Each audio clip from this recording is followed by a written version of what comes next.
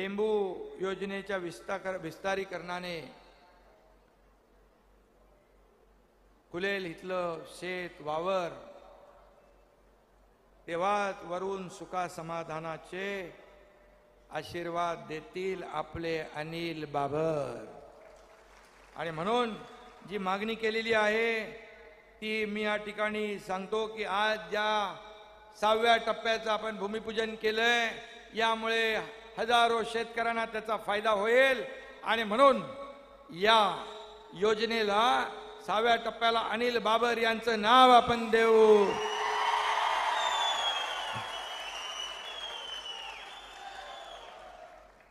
कारण त्यांच्या या आठवणीने ही योजना त्यांच्या प्रयत्नाने पूर्ण होती आहे।